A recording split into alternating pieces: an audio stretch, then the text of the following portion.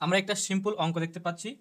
এটা 15তম বেসরকারি শিক্ষক নিবন্ধন স্কুল পর্যায়ে 2তে এসেছিল। আমরা এখন প্রশ্নটি সলভ করার চেষ্টা করি। আমরা প্রথমে প্রশ্নটি পড়ে নিই। So 1/5 log to the base x of 2187 √3 = 1 হলে x এর মান কত? আমরা এটা স্টেপ বাই স্টেপ করব যাতে আপনাদের বুঝতে আর কোনো সমস্যা না হয়। প্রথমে আমি অঙ্কটি তুলে নিচ্ছি। তাহলে হচ্ছে যে 1/5 log to the base x of 2187 √3 = 1, তাই না? এখন আমরা কি করতে পারি, log to the base x of 2187 √3 এটাকে রেখে দিলাম, ইকুয়ালস আমরা এটাকে, তার আগে আমরা এই 1টা বসিয়ে দিই, এটাকে আমরা এই পাশে নিয়ে আসবো, তাই না? তাহলে এটা কি হয়ে আছে, 1/5 আকারে আছে, তার মানে এটা এই পাশে এসে গিয়ে উল্টে যাবে, তার মানে উপরে হবে 5, নিচে হবে 1, তাহলে 1 এবং 1 কাটিয়ে দিতে পারি, তাই না? তাহলে আমাদের এখানে কি থাকে, আলটিমেটলি 5 থাকে, তাই না? যাই হোক, এটুকু অনেকভাবে বলা যায়, আমি এইভাবে বললাম। এখন আমরা দেখতে পাচ্ছি এখানে লগ, তার মানে এটা লগ আকারে প্রকাশ করা আছে, তাই না? এখন এটাকে আমরা সূচক আকারে প্রকাশ করব। সো নিয়মটা কি ছিল, আমরা দেখতে পাচ্ছি এখানে বেজ হচ্ছে এক্স, তাহলে আমরা লগ থেকে সূচকে প্রকাশ করার সময় এই বেজটা বসিয়ে দেব এবং জাস্ট এটা আমরা এখানে নিব এবং এটা নিব এখানে, তাই না? তাহলে এই 5টা নিব এটার কাছে এবং এটা নিব 5-এর কাছে। আর এইভাবে কিন্তু আমরা লগ থেকে সূচক আকারে কিংবা সূচক থেকে লগ আকারে প্রকাশ করতে পারি।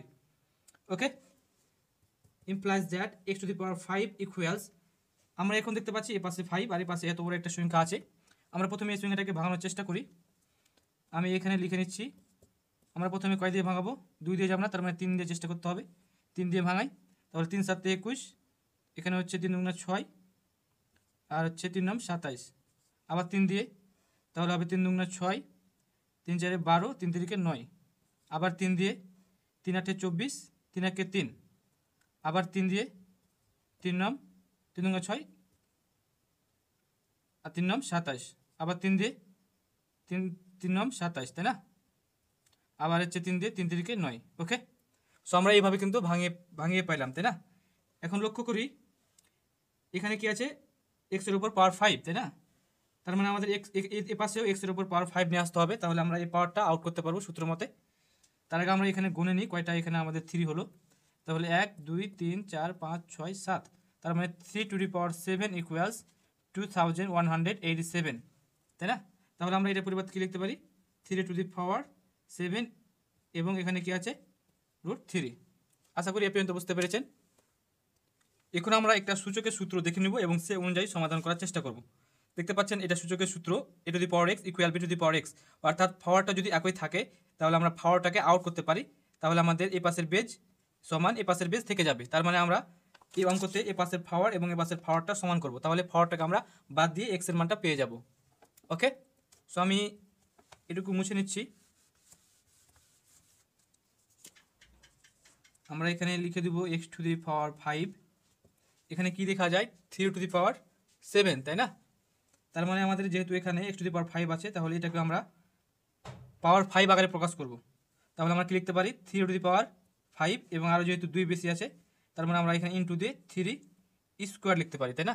তার মানে 3 আর 2 যোগ, 5 আর 2 যোগ করলে হবে 7। তাহলে আমরা এটা থেকে জাস্ট এই 2টা পেলাম এবং এটা এখানে গুণ আকারে লিখে দিব। অলরাইট, তাহলে আমাদের এক পাশে থাকে x to the power 5, 3 to the power 5 পেয়ে নিয়েছি, এটার পরিবর্তন করার দরকার নাই। এখন আমরা 3 স্কোয়ার মানে কি জানি, 3 2 বার, তাই না? ইনটু আমরা এটা বসিয়ে দিলাম, x to the power 5, 3 to the power 5 into আমাদের এখন এটুকুকে এমনভাবে ভাঙাতে হবে যাতে এটুকু ভাঙানোর পর আমরা এটুকুর পাওয়ার 5 পাই, তাই না? আমরা একটার পাওয়ার কিন্তু 5 পেয়ে নিয়েছি, এখন আমরা এটুকুকে এমনভাবে ভাঙাবো যাতে সবগুলো মিলে এদের পাওয়ার 5 হয়। এখন আমরা সবাই জানি √3 এবং √3 গুণ করলে কী পাই, আমরা 3 পাই, তাই না? অর্থাৎ এই দুইটা এভাবে আমরা স্কোয়ার দিলে কী পাবো, 3 পেয়ে যাবো। তার মানে √3 এবং √3 গুণ করলে আমরা কী পাবো, 3 পাবো। তাহলে এই 3-র পরিবর্তে আমরা কী বসাতে পারি, √3 ইন্টু √3, তাই না? সো আমরা এখন এটুকু করবো। তার আগে আমি এই পাশেটুকু মুছে নিই, তাহলে আমাদের অঙ্কটি করতে ঝামেলা হবে না। আমি এই লাইনটাও মুছে নিচ্ছি। আমরা এখন এই পাশ থেকে করা শুরু করব।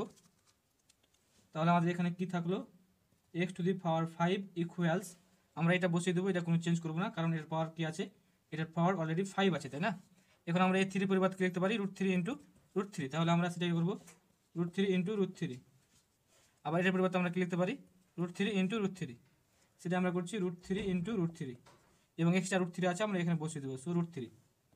তাহলে আমরা কি পেলাম x⁵ ইকুয়ালস 3⁵ ইন্টু 1 2 3 4 5, তার মানে আমরা √3 এর উপরে এভাবে পাওয়ার 5 দিতে পারি। ওকে, এখন আমরা আরেকটা সূচকের সূত্র দেখে নিব, সেটা হচ্ছে 3 নম্বর সূত্র, তাই না? যদি দুইটার পাওয়ার একই হয় তাহলে আমরা এই দুইটা বেজকে একই সাথে লিখে জাস্ট একটা পাওয়ার দিতে পারি, তাই না? ওকে, এখন দেখতে পাচ্ছি আমাদের এখানে এই দুইটার পাওয়ার একই, তাহলে আমরা এই বেস দুইটাকে একসাথে লিখে জাস্ট একটা পাওয়ার ব্যবহার করব। ওকে, আশা করি আপনারা বুঝতে পারছেন। x⁵ রেখে দিলাম, এই 3 এবং এই √3 একই সাথে লিখে দিলাম এবং জাস্ট আমরা একটাই পাওয়ার দিলাম আমাদের এই সূত্র মতে, এই 3 নম্বর সূত্র মতে। ওকে, এখন আমরা যে সূত্রটা দেখিয়েছিলাম পূর্বেই, যে পাওয়ার এবং পাওয়ার যদি একই থাকে তাহলে পাওয়ার এবং পাওয়ারটাকে আউট করে দেবো, তাহলে আমাদের এখানে কি থাকবে বেজ সমান এবং এখানে থাকবে আরেকটা বেজ। ওকে, আমরা এখন এই সূত্রটা ব্যবহার করব। তাহলে এই পাশে পাওয়ার 5, এই পাশে পাওয়ার 5 আউট, তাহলে আমাদের কি থাকলো x ইকুয়ালস এই পাশে 3√3। আর এটা হচ্ছে কারেক্ট অ্যান্সার। আশা করি ভিডিওটি আপনাদের ভালো লেগেছে, আর আশা করি আপনাদের কোনো প্রবলেম হয়নি অঙ্কটি বুঝতে। আর আপনারা যদি এখনও না বুঝে থাকেন তাহলে আপনারা কিন্তু অবশ্যই কমেন্ট বক্সে জানিয়ে দেবেন। আশা করি ভিডিওটি আপনারা অবশ্যই শেয়ার করবেন। ভিডিওটি ভালো লাগলে আপনাদের বন্ধুকে আমাদের চ্যানেলে সাবস্ক্রাইব করতে বলবেন। আল্লাহ হাফেজ।